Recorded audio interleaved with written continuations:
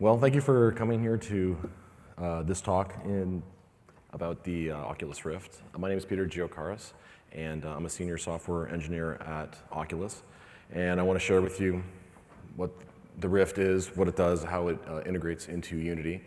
And this talk was actually supposed to be about half an hour, but some of my colleagues, like Palmer Lucky and Nate, they're actually somewhere else. So I'm going to try to extend it out and give you some more details and how they would present that. So it may cut a little short, it may not. I've got a lot of details to cover with you, and I want some time for Q&A after. So first off, just raise your hand if you've actually tried the Rift.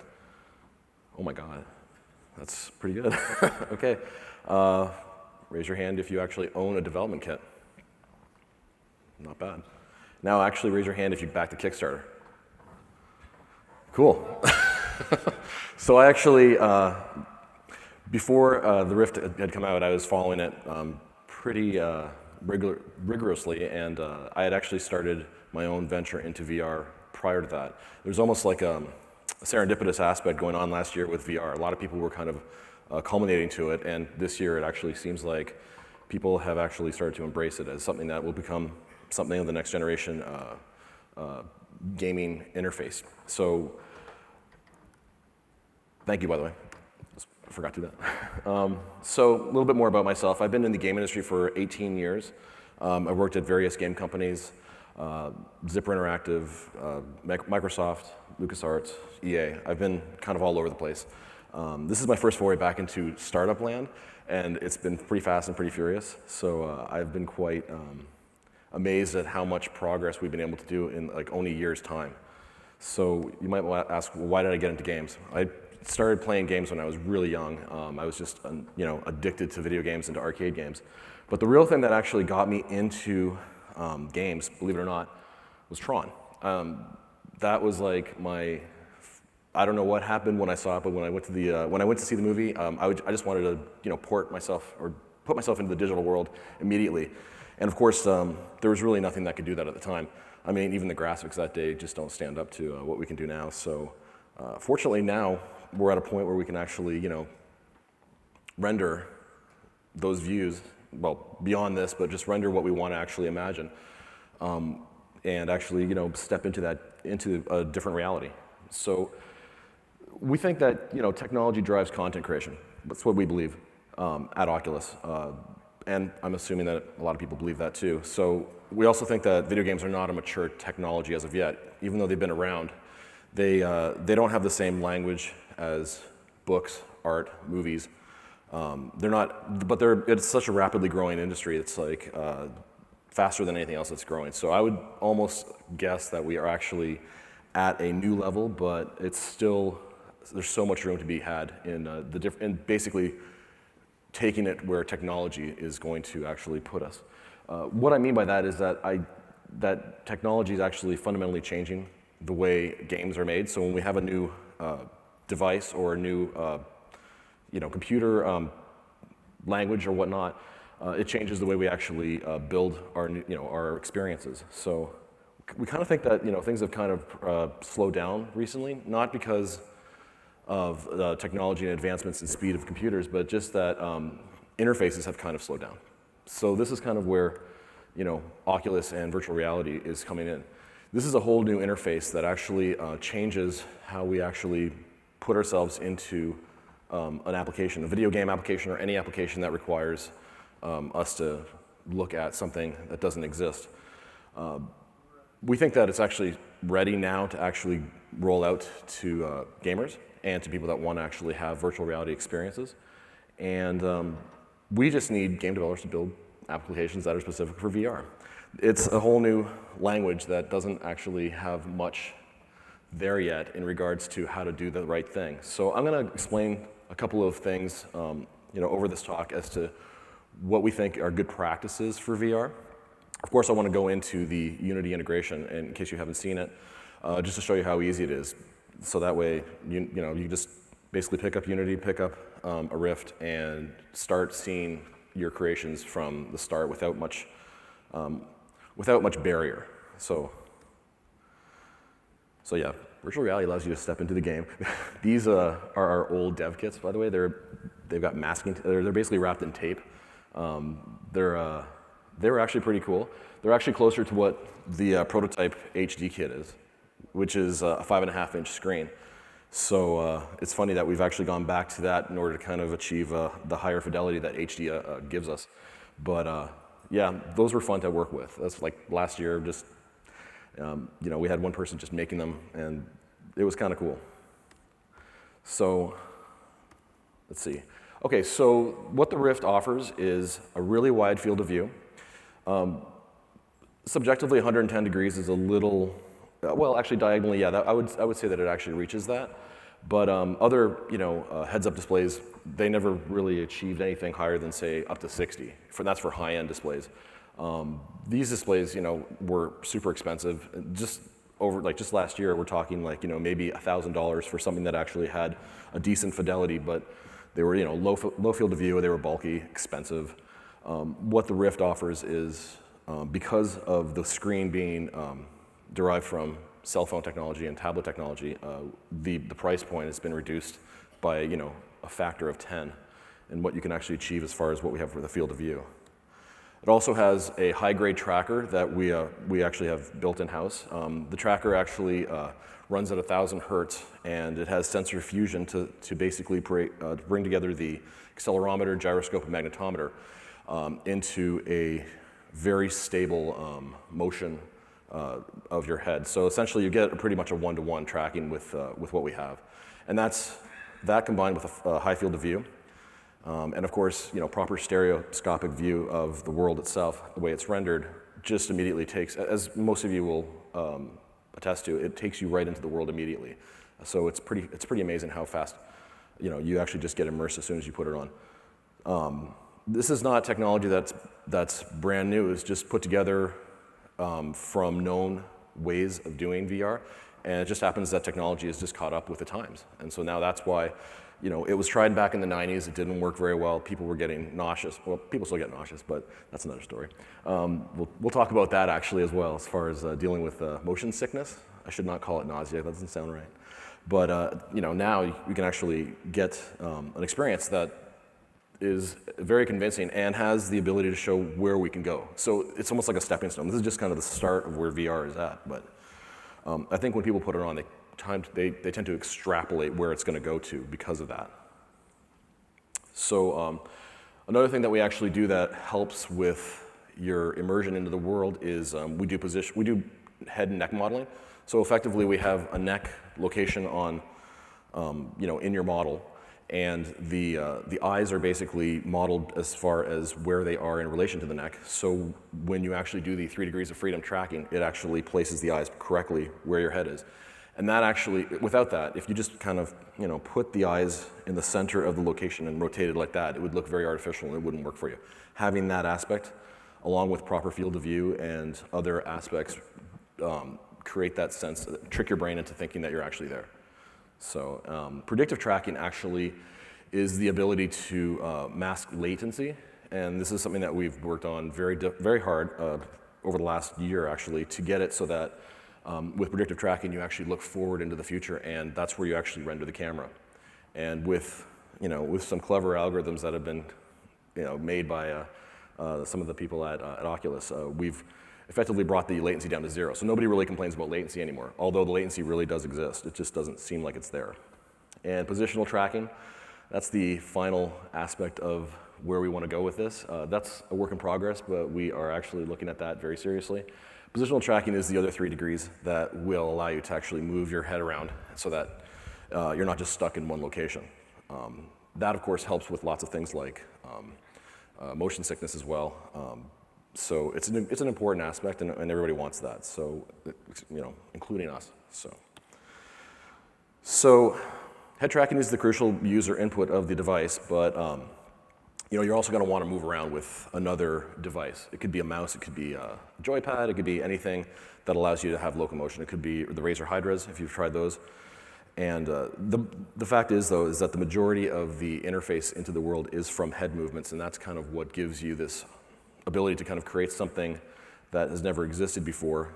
It's almost like there's a sensor fusion going on in your brain as well, so that not only what you're seeing matters, in order to kind of immerse you into the world, but the movement and the view actually is like, it's actually more than double. It's like, 4 times the immersion factor, because you're actually bringing more senses that, the brain and the body are aware of. So a lot of, I tend to look at VR as being something that is the start of like real wearable computing. And the fact is that this is kind of what will lead us into actually more and more integration of, devices, haptic devices, actually, tricking the audio senses to actually believing that, we have like binaural audio or, something, the other things that will actually give us the sense that we're in a different world. We also have to like worry about other senses that we don't see, like the vestibular system. That's a really crucial aspect of like getting virtual reality to work just, for everybody, so that we're not just feeling like it's just a novelty. So there's a lot of aspects that need to be solved. So as far as rendering is concerned, the best thing to do is to actually render your game in 3D. Monoscopic games are fine too in the Rift with head tracking, but you get the most immersion from actually doing a proper stereo. And so the way that the Rift works, being that it's one screen and not two, like most heads-up displays actually have 2 displays, the Rift only has 1 display. And what it does is it splits the display down the middle and renders left eye to left, right eye to the right. And based on the way the screen is, the size of the screen and where the lenses are, we have to offset the actual image itself to actually make it positioned directly under the lenses. And of course, in the virtual world, there's a concept called IPD, or interpupillary distance, and that's actually should match your own IPD. The average IPD is about 64 millimeters. Being that Canada, we like to use metric, so actually, the fact is that you can actually change the IPD depending on whether you want the actual world to grow or shrink. You could be like, if you increase the IPD, you actually make the world seem like it's smaller, so you kind of feel like a giant, which is pretty cool. You don't want to change the actual offset of the eye on the screen itself. The physical location of where the images are really need to line up with the lenses. So based on the size of the screen, and that can change from like one Rift to another version of the Rift, that basically is very static. But what you want is the virtual IPD to actually change according to how you want to be viewing the world. And of course, when you're actually building a world or something in VR, you want to be really accurate with your units. So something like a standard baseline unit of like using a meter as a meter, and then dealing with that so that you don't have like mixed units from like one application to another is going to be really important to standardize in VR. So if VR is something that you're like actively working on, and you want to actually like push it forward, definitely keeping the units normalized from your applications will help push it so that the experiences are actually very good throughout different for different applications. So let's see. Basically, depending on right now there's a lot of math that's hidden from you in the actual SDK as well as the integration. If you've looked at the integration, and I do urge you to look at it at some point, there are things like off projection transforms that are done at the end. Basically, the projection matrix is changed in order to accommodate the shifting of the screen. We don't actually do asymmetric projections. It's actually they're parallel to the eye, so they're just a translation. But depending on how screens in the future may work, we may have one screen like this and one screen like that. You may actually have to skew the actual projection matrix in order to get the proper orientation to view it within your eye. Again, this is an ongoing experimentation and testing to see what the right thing is. But for now, being that the screen is flat, we just get away with doing the actual shift of the images with a translation only on the projection matrix. So the very last step of the whole process is that there's lenses in front of the image. So we're rendering these images at like a pretty high field of view to basically accommodate for the actual physical screen size that you see. And what happens is not only do you get distortion from the field of view. I don't know if you've piped up the distortion in Unity, you'll see that things start getting stretched out and it looks very much like you're in a tunnel. Well, that gets amplified when you put lenses in front of the screen. So the final pass in in viewing the actual image is to actually add a fragment shader. This is what we currently do now. And essentially the fragment shader warps the image back so that it becomes flat again. So effectively, if you've seen it turn off and you've actually worn a Rift with that turned off, it's pretty, it's interesting. It's not pleasant, but it's interesting. So there's actually samples of how this is done in both our SDK, our low-level SDK, and the Unity integration. So another thing is that you want to render at 60 frames per second. It's pretty evident when things get under 60, and it kind of feels, it just takes you out of that immersion factor. There's a whole lot of things that are required in order to kind of maintain that sense of immersion. So, and any little thing that happens that kind of breaks you out of it just makes the experience less, less real. So 60 frames per second is a very, is a good target to hit. And quite frankly, I think, John Carmack has said things like, 90 to 120. Actually, 120 hertz would be the ideal. We're not there yet, but hey, with things like, VR and these types of new interfaces, we have a reason to push technology a little bit harder instead of just saying, hey, we need better graphics for a 2D screen game. It's like, well, no, we need these graphics now because we have a new technology that really, really requires it. So it's kind of a good thing to actually have something like this to push forward with, and not just do it for the sake of doing it. So, so right now the Rift display is at 60 hertz, but down the road we actually want to investigate 90 and 120 hertz screens. They don't really exist yet, but I think there's some rumblings in the cell phone community and in the screen display community of things like that coming down the pipe. So we're keeping an eye on that. So let me tell you a little bit more about the Unity integration. It currently is a wrapper around the SDK. So has anybody seen the C++ SDK? Just raise your hand if you've actually used the SDK itself. Okay. So great. So you've seen how that works. Now what we wanted to do is we wanted to make the integration as easy as possible so that you didn't have to dig into the details of the SDK if you didn't want to. In fact, you don't even really have to dig into the details of how it's integrated into the Unity. If you really just want to work as with a black box, then you can do that. So essentially, okay, so the current integration is at 0.2.4. It can be downloaded here at this website, at our developer site. If you go to Oculus VR, you can actually find the links for all of these. I just thought I'd put that up so that you actually have it if you want to write it down. So how easy is it to integrate the Rift? Well, I think it's pretty easy. All you have to do is download one file from our developer site. There's a .zip file that actually has the Unity packages that you would use to actually put into your project. And in that package, there's two Unity packages. One is the Oculus Unity Integration Tuscany. These are kind of long names, so I apologize for that. But at least with the Tuscany, you actually get the full Tuscany demo, which you've probably have seen already. It's already pre-built, and you can download that as well just from our site so that you can see how it works. Oculus Unity Integration .unity package is the bare bones integration of the actual SDK. So what you'd want to actually use that if you wanted to install it into your own project. And it creates an OVR directory under your project, so it kind of maintains its own space so that it doesn't clash with anything that you have, except for the fact that it actually installs a lot of plugins. And by plugins, it doesn't just actually have OVR plugin.dll. That's used specifically for the PC or for Windows platforms. There's also one under the x86_64 directory that's built for 64-bit builds. What I didn't have up here is that we actually have the integration working for Mac and Linux as well. And soon we're investigating and working on the Android integration very diligently right now.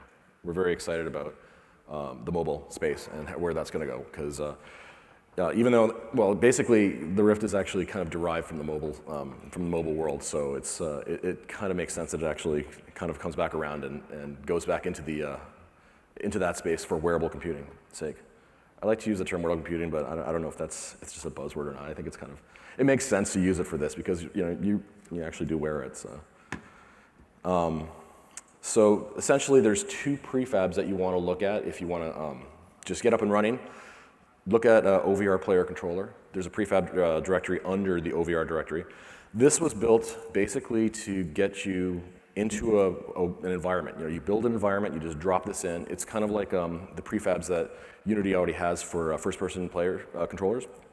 But this one actually has functionality in it that you can use to kind of help, draw menus, look at physics at a very, it's very minimal physics layer going on there. But it's been, it seems like a lot of people like using that just to get their environment up and running so that they can see it.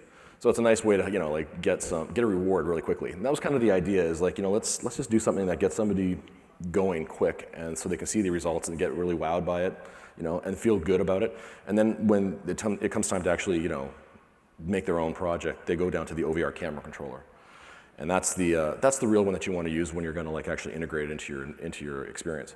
And I wanted to throw out some numbers so far as how many downloads of the Unity integration.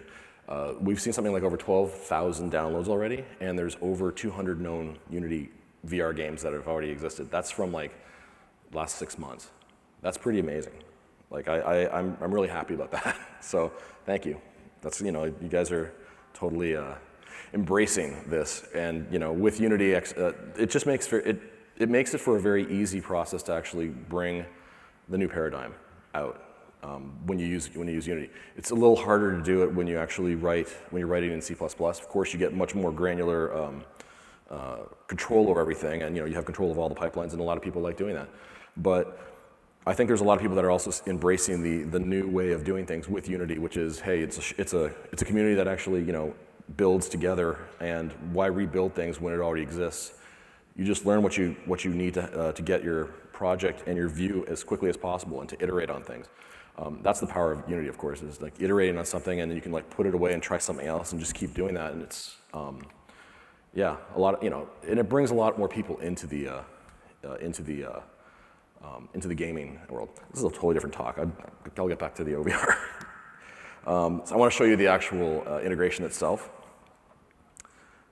First of all, I was working on a project yesterday, but I don't know if you want to see. This is something I was working on late night because I had to do it. So basically, it's just okay.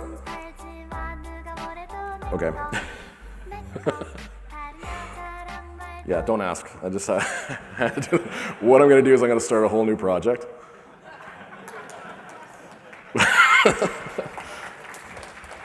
Okay, I don't save that because. So the first thing I'm going to do is I'm going to open up the. Let me see if I can.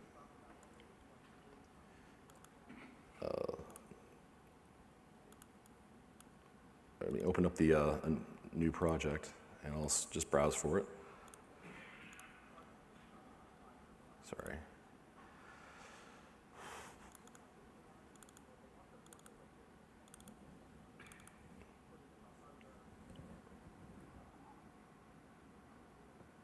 Interesting. I don't actually have the package built on my machine right now. Okay, so what I'm going to do is I'm just going to actually open up Tuscany as if I'm loading it in. It'll actually be a lot faster to do it this way. What you actually download, what I wanted to show you was from an empty project, you install the Unity package directly into it. I'll just open it. Where is it? Okay. All right, so effectively what happens is you get this, the asset folder with a new project gets populated with these things, except for OVR internal. That's not actually extracted and put into the Unity package. That's like a testing ground for me. So here's OVR, the OVR directory. I'll just go through it quickly. Editor contains wrappers for some of the prefabs and other things that I'd like, shown in the menu for just a nicer inspector window view of some of the prefabs, like OVR player and OVR camera controller. Materials, we have basically a GUI HUD that's actually rendered in 3D in front of you instead of actually being rendered on the 2D. So that basically on the it's not rendered post the pre-warp, but prior to it. So basically it gets the pre-warping and it's put into the 3D world. And that's really the ideal way of making HUDs in VR. Rendering to the screen, there's some issues about that, and I'll get into that as soon as as soon as I show you what's in this in the integration. OVR image effects, that's where the shader is. So if you want to take a look at the fragment shader that does the warping, go into OVR image effects and take a look and see what's there. Prefabs are here. So we got OVR camera controller and OVR player controller. Resources just has some things that are required when you're building. And the scripts here are the ones that actually integrate everything together for the OVR plugin. There's GUI shader and there's textures. All right, so basically I'm going to go into Tuscany and open up the VR demo Tuscany scene. Okay. So there's Tuscany, and essentially all you have to do, I'm going to create a new window.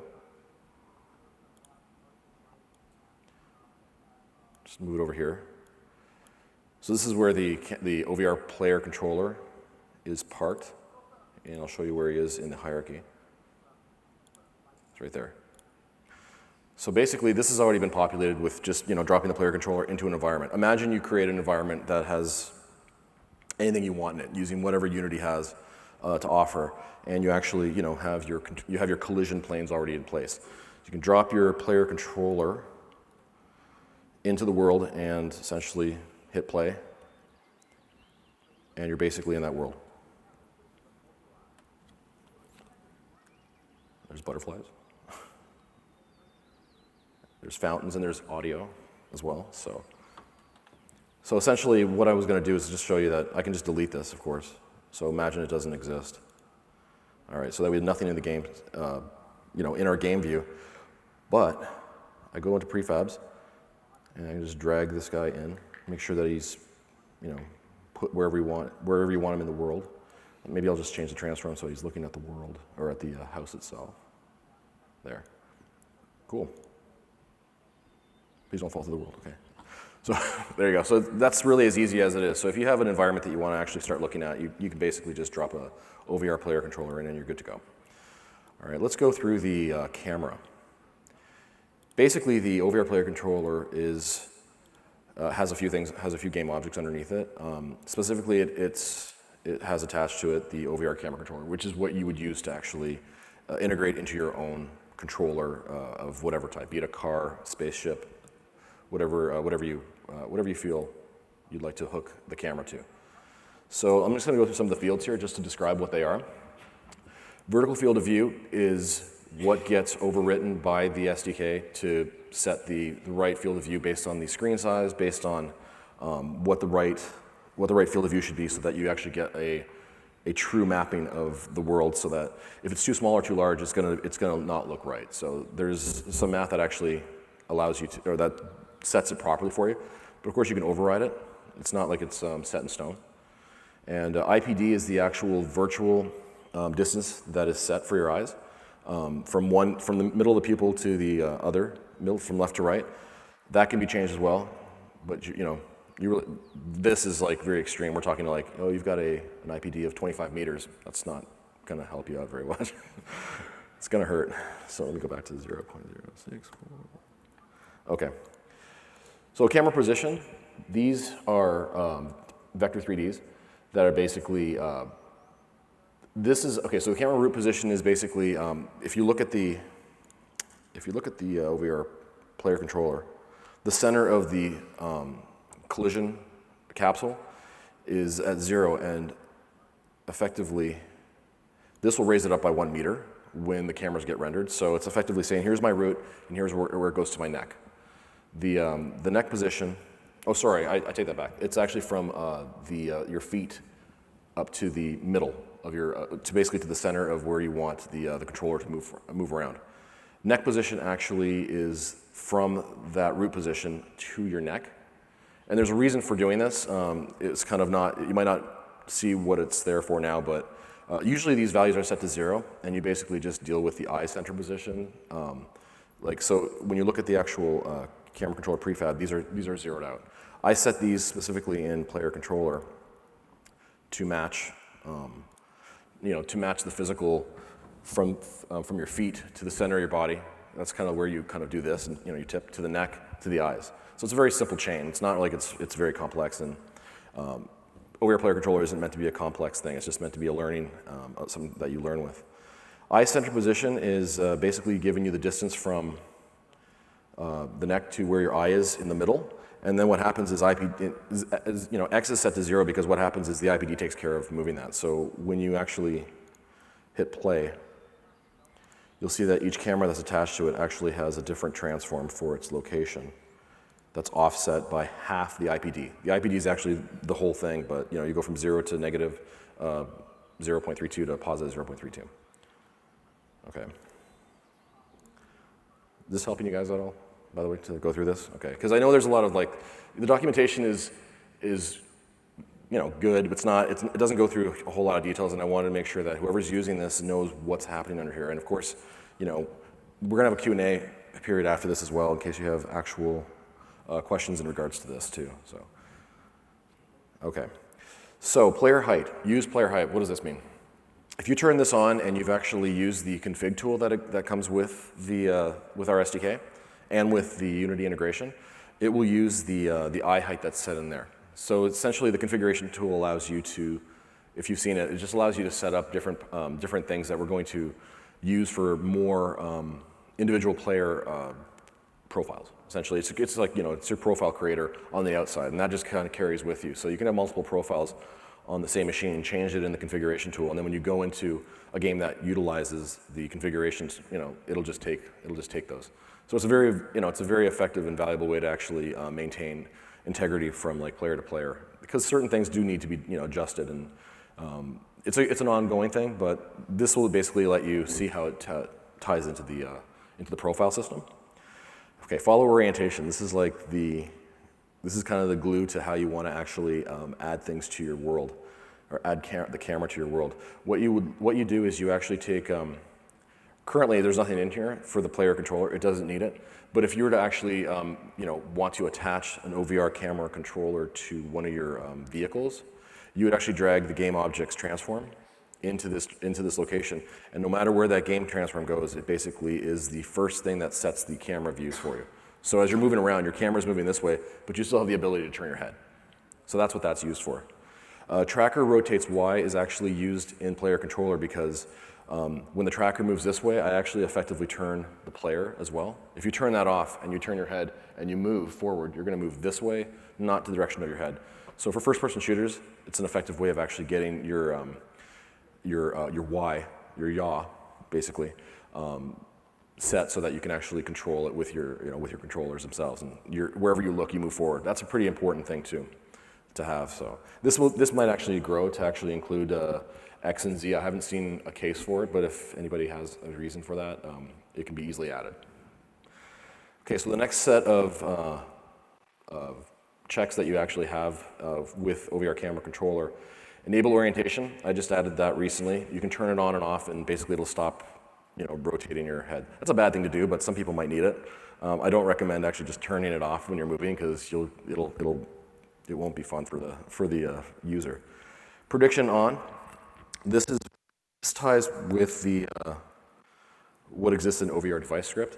Prediction on will basically turn the prediction that I was talking to you about that masks latency. So if you turn it off, you'll see that it's actually a lot less accurate. And in the past, turning it off might have given you a little bit of better fidelity.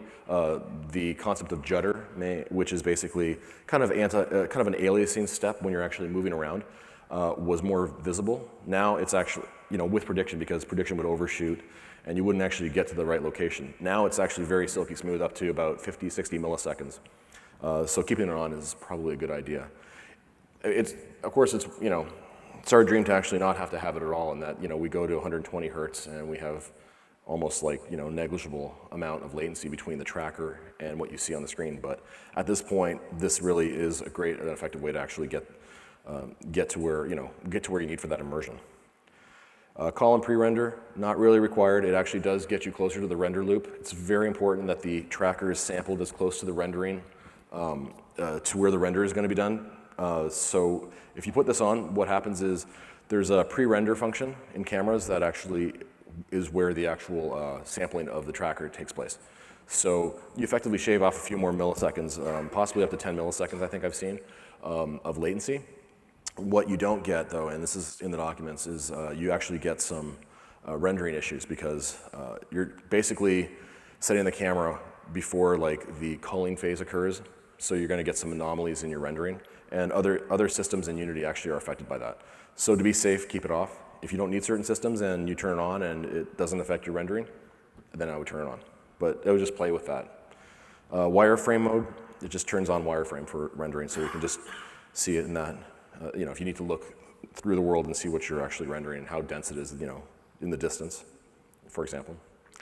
Lens correction, if you turn lens correction off, well, you don't get the actual lens distortion that occurs to get the image to look proper into your Rift. Sometimes you might need that, sometimes you won't. Again, it's there to actually just see how it works and to play with it.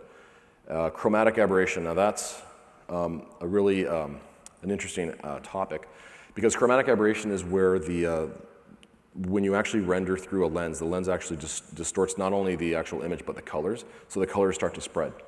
So when you turn chromatic aberration on, the fragment shader actually goes through RG and B and actually distorts them in distorts them separately, and that effectively, surprisingly, corrects quite a bit of the chromatic aberration. So you don't get that pyramid effect as much. If you have it off and you look to the edges, you'll see that the colors are smearing. When you turn it on, the colors smear less. Unfortunately, it does promote other colors like cyan to come out. Some of the middle colors, a true chromatic aberration is a little bit more, there's a little bit more detail involved in it, but this is a great way to correct the problems that you get with just lenses in general, without putting a separate lens on after it to kind of correct it, in an analog way. So I brought out the background color, near clip plane, far clip plane. These are all properties now, which is great. So you can basically set them and it'll set in real time and it'll now hold. I made a fix for that. There's a problem with 0.2.4. 0.2.4b will be coming out very shortly as soon as I get back to work to fix the properties issue that I brought on, in case anybody's seen that. Okay, and then OVR device is the interface into the actual to the plugin itself. You have access over prediction time. Acceleration gain is used for tilt correction. Not really needed, but you can play with that as well. And I've added reset tracker on load. If you turn that off, then the tracker does not get reset on the next time you load up another scene. And the good thing is that whatever direction you're looking at will stay that way. So I think that's something that people have been wanting for a long time. So you just want to turn that off, and then what will happen is I can show you how that works. I'll just turn it off. Okay. So before, when I started, it would look at that direction. So now that I've turned, and I can just say, oh, can't do it, sorry. Can't show you there's a script that's actually, I don't think it's been set properly to actually do the reset. I apologize, but try it. You'll see that it works. I'm not fooling on this. It does work. So, okay, so that's the integration. That's kind of the integration in a nutshell. It's very simple. It's very basic. It's easy to, I wouldn't say it's easy to understand, but going through these things and playing with them, you'll kind of get an idea of how they all work. So let's go back to the, okay. Okay, so there was this Drive VR car demonstration that I did that was based on the actual example car project that's in Unity. Essentially, I set follow rotation to the car itself and tweaked some of the logic, touched up the graphics, and I had a car simulation in 10 minutes. So I really urge you to go to the asset store and to take some of those assets and just kind of start integrating the camera and the player controller into the environments to see how they all work. It's a lot of fun. It's very rewarding, actually. Okay, so future features are going to be positional tracking, and that's true, 6 degree of freedom. Android support, other platforms potentially. Nothing's, we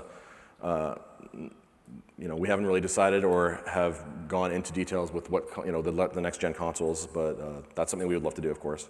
Layered cameras, so you can have multiple cameras looking at different layers, so that you can basically render your background with one camera and do anti-aliasing on that, or not anti-aliasing, whatever it is you want to do. Right now it doesn't exist, so that system's going to get into play.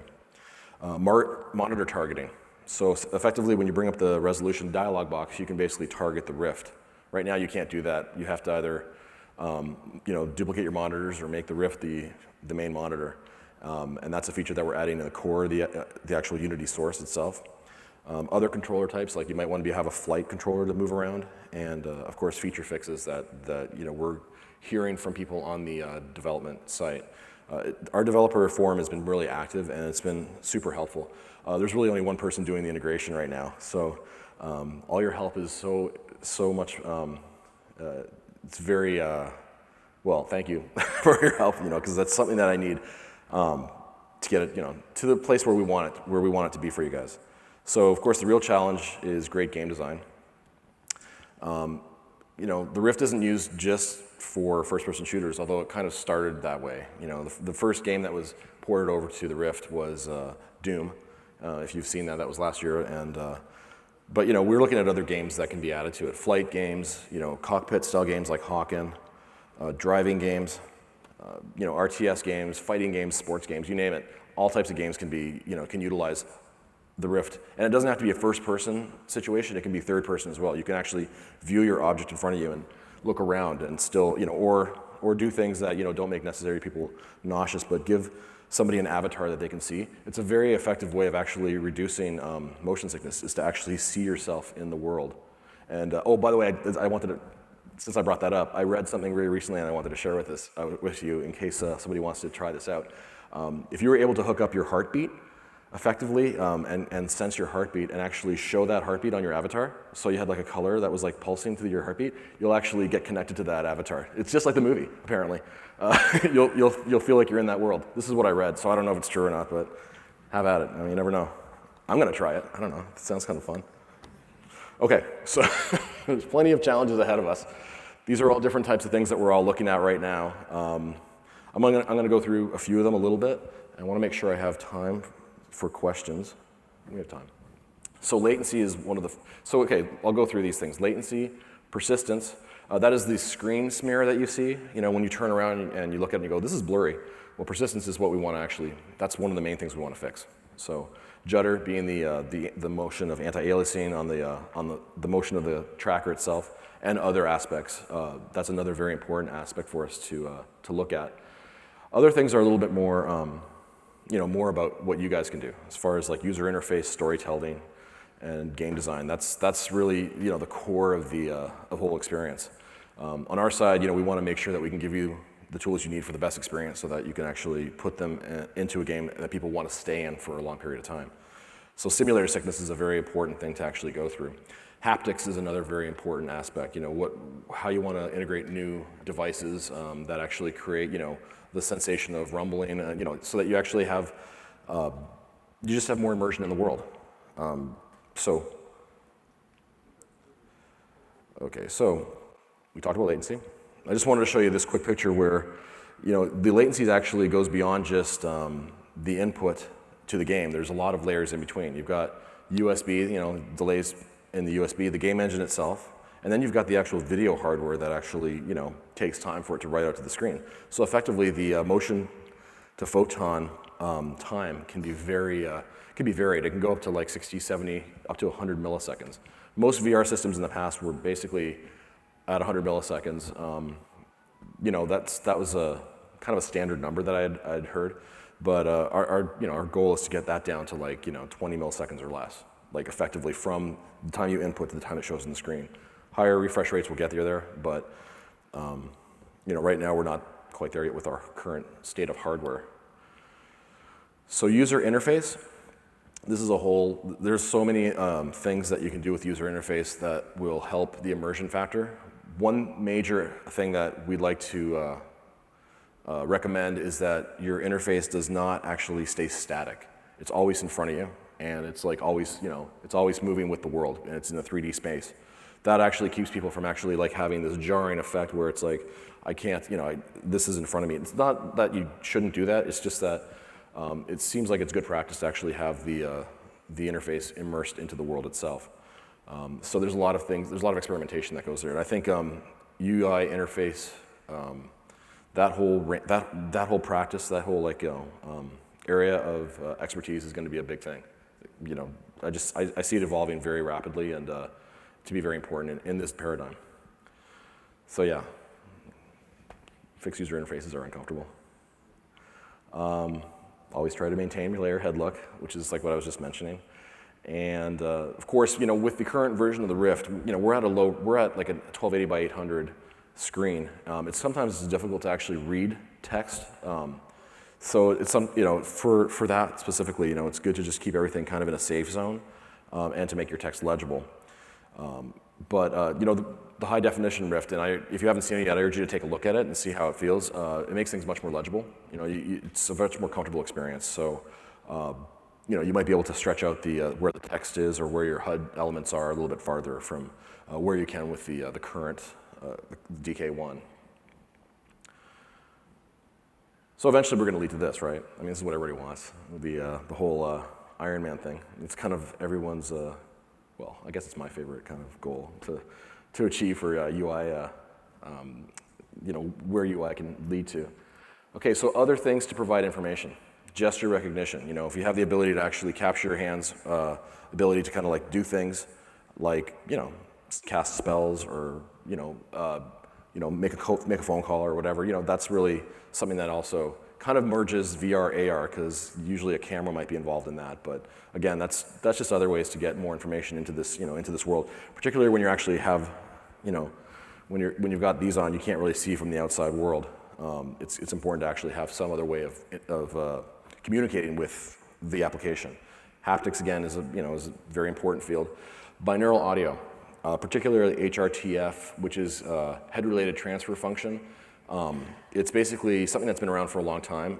I really urge you to take a look at this. This is like something that was, well, back in the day, the original Xbox had hardware to do head-related transfer function audio, binaural audio, and it really does place the sound in front of you and behind you, and it gives you a sense of where the sound is. But the trouble is that a console system doesn't really appreciate that because nobody's really playing with headphones. So so they kind of removed that whole functionality, and that whole aspect was like tucked away.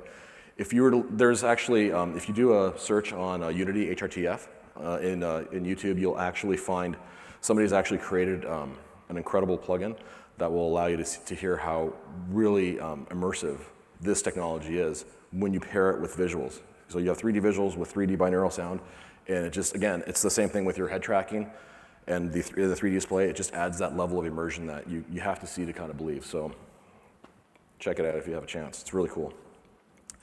Okay, and so the final thing is really simulator sickness, and this is a really big topic, but I'm gonna cut it pretty short because we only have about 10-15 minutes left, and I don't want to cut into your lunch. So some of the reasons for simulator sickness is obviously latency, which we feel like we've got an understanding of how to deal with that. Tracking precision, same thing. Individual sensitivity. Well, that's, people talk about getting your VR legs. After a while you play and you can trick your systems into not feeling sick anymore. Even though, we're putting you into a environment where you're accelerating or you're turning your head around really rapidly, and it's, and it's all done with your controllers. You eventually get okay with that. You're not going to get too sick. But that's not everybody. And you know what? I can say that I've kind of gone past that virtual or that simulator sickness, but I don't really like it. So we got to really, figure out how to actually make this work so that you don't actually get that, that sense of nausea. So essentially, when you think about it, locomotion and lateral movement, when I'm moving to the left or to the right, like this in a virtual world, but I'm standing still, what's not happening? Well, aside from just like the vestibular system, there's other systems that are in play here. Your body actually is just a bunch of sensors working together to kind of give you a view into the world that you're seeing. But particularly the vestibular system, which is basically in your ears, there are actually two planes of sensors that actually are affected by locomotion. So essentially, they are basically tracking acceleration. So when I move like this, there's an acceleration and then a deceleration, but my system doesn't feel it. So it's almost an accumulative effect. If you do that too much, it actually builds up over time, and you start getting sick because your body is not fusing all these things together. So this also occurs when you do like rotations. If I'm like sitting there and I rotate with with my joypad, but I'm not actually rotating in person, there are actually 3 loops that actually have the same types of sensors in them that are just like a gyroscope in a way, and they actually they detect acceleration. But again, without acceleration actually happening, on them, and you're actually forcing them through a virtual world, you start building up that feeling that there's something wrong, and nausea exists. This is just this is somewhat speculative, but it's also a known fact that these things aren't happening. So you're being deprived of a certain sense that needs to be possibly replicated somehow. Now there's ways of doing that. There's things called galvanic vestibular system simulators, I guess. And there's like electrodes that you can put there, and you can like feed information directly to your vestibular system. But I don't think that's a good idea. So other things that you might want to do is use haptics to actually get that sensation, or you may even want to use audio. You might be able to get the synesthesia style effect where you're mapping one sensation into the other. I remember reading something about the ability to give blind people to see by having a low camera, like a very low resolution camera, on a hat looking forward, and a device that actually maps the images to sensations on the tongue, and over time they actually see that image. So that to me is a very interesting way of looking at how to actually fool the systems that we have with only sight and sound, and bringing possible nausea down to a level that's acceptable for most people. Because everybody has, if everybody has a Rift, chances are they're going to have headphones. It's a somewhat individual experience. So I just wanted to throw that out there and urge you guys to look at that as well if you're interested. Fast changes in altitude also affect receptors in our. We actually have sensors on our in our circulatory system that it's gravitometer or something. I forget what they're called, but it's actually a gravity receptor. So as you move up, it actually doesn't. You don't feel that. So effectively, when you're going upstairs, but you're not feeling that push down with gravity, something's wrong. So as you can see, we've got we're not birds, so we don't have magnetometers in our heads, but we have gyroscopes and we have accelerometers in our bodies. We're really effectively. At the end of the day, we're replacing things that we already know about that's in our systems with a wearable device. So I hope you can see where that's all leading to in effectively that we are kind of merging machinery to ourselves and mapping it so that we can basically override our own perceptions into reality. So again, matching player input is where the immersion is going to actually become even more real and less. Less disorienting and confusing. Oh yeah, another thing is too, it's not good to actually shake the camera or to, bob the head while walking. I mean, that's kind of a known thing that people don't necessarily like that even in 2D, in a 2D first-person shooter, but that actually adds that whole acceleration, nausea aspect to virtual reality. So it's really up to you to make the experience as relaxing or as visceral as you want. I personally like watching movies on the Rift. There's a great program that's called Cinema VR that you can basically watch a 3D movie in a movie theater, and it feels really awesome and real. And it's just like, wow, okay, I'm in a room and I'm not moving, so I don't feel sick. And the screen feels like it's way out there, so you get a sense that you're in a different space with that. And I can only imagine what type of things people will be able to augment 3D movies experiences with down the road. So there's lots of applications outside of just motion games that can be made in VR. So yeah, so they're intense experiences can be overwhelming, and we've known that flying is very exhilarating. If you've played Hawk and you're flying over the city and you're looking down, it's like, wow, I feel like I'm way up there. So there's a lot of things you can look at, and of course falling is kind of scary too. You're safe, but somehow your body just kind of reacts to it. I react to it every time I try a falling simulation. It's kind of neat. So again, yeah, stationary experiences work well for everyone. You can acclimatize to these motion sickness aspects, but it's kind of nice to know that we probably have some fixes for that. By looking into the reasons why we get simulator sickness. So I like this picture. It's from Inception. I just think that this is kind of the epitome of being able to go and actually create a dream world, but it's reality, and this is what we hope that people actually will take from the whole new VR paradigm, is that we're actually building. When I first put it on, or tried VR and it really worked, my mind just kind of exploded, oh my gosh, I can do anything and make anything I want to, and that's there's a certain sense of childlike wonder that brings me back to the whole day that I saw Tron. So I kind of feel like a kid again. I'm not a kid, but I feel like one now, and it's I don't want that feeling to go away. So I hope you all feel like that too. Because it is day zero right now. Even though we've been out for a year, we're not in the commercial space, in the commercial market. People, the mass audience doesn't really know about VR yet and where it could go to. So it's really up to us as a community to kind of like build this language up and to create experiences that people really feel comfortable in, and and then that'll just emerge into our culture as a norm. And that's kind of where I believe that a lot of people want to see that. And I'll just leave you this with John Carmack, who's our CTO now. He was basically paramount in having this, having the VR experience come back and actually become something that could be a mainstream. So,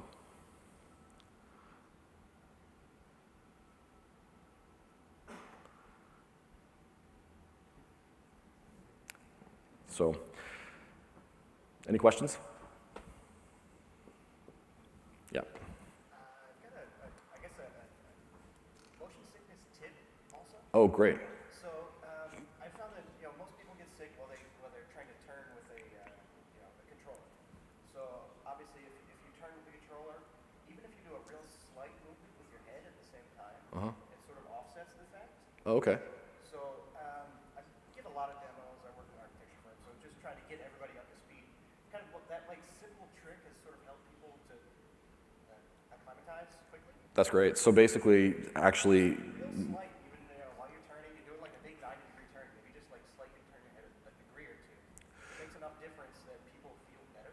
great. So in a way, you could almost actually have it so that when you turn your head, potentially you could actually have an acceleration so that the turn is actually faster, or they're actually doing the turn manually while they're doing the turn itself. Or just you're doing the turn manually, but Yeah. you need a physical representation to go with the virtual turn.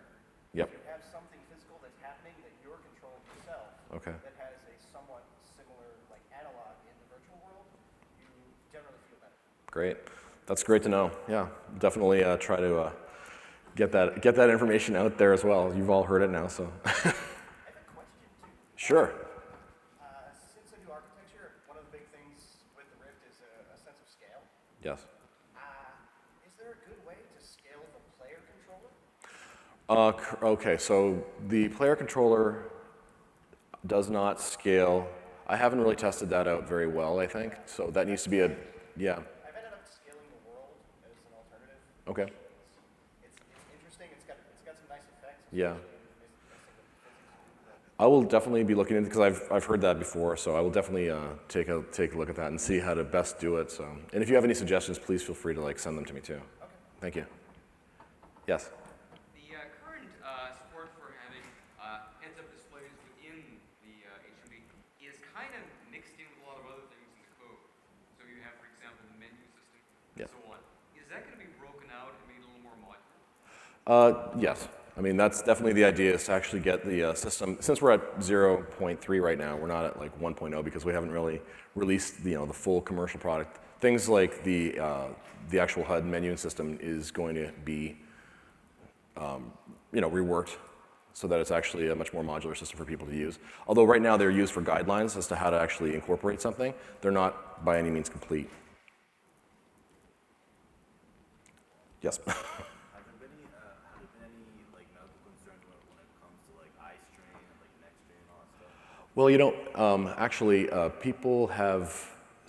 I've actually heard people don't have as much eye strain using this as they do if it's done properly, mind you. Now, if the screen is actually not centered properly and you're actually your view is actually skewed, you're gonna have eye strain. But when done properly, you're actually relaxing your eyes into infinity when it's done right, and there's no eye strain. So, yeah. Yes. It's more of a stereo question. When you have some disparity between the two eyes, one sees much better than the other.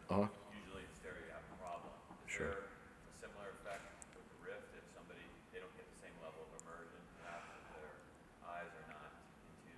That's a good question. I think that people that actually have, good eyesight in one and not the other, they effectively, this really is mapping, a visual display of the real world kind of into your vision. I think the same thing will exist in there, although I haven't really, my vision is, it's really hard to know without empirical data on how people with that type of eyesight feel when they're playing the Rift. It's not there yet. So the individual experience for myself is that, it feels very real. I would only assume that whatever a person sees in the real world with their eyes are going to be kind of the same thing in the Rift, as far as the anomalies are concerned. Yeah, I think that's more in the brain than it is in the actual Right. how they're fusing the image. Exactly. I mean, we're going up to a certain point, right, and giving the image, or giving you the images that you would see in the real world, but it's really, like you said, the brain, how it fuses it all together to kind of give you that final experience. So I think we are out of time. Thank you so much for coming and hearing my talk. And one last thing I want to leave you with is I hope we get to play on the grid sometime. So thank you.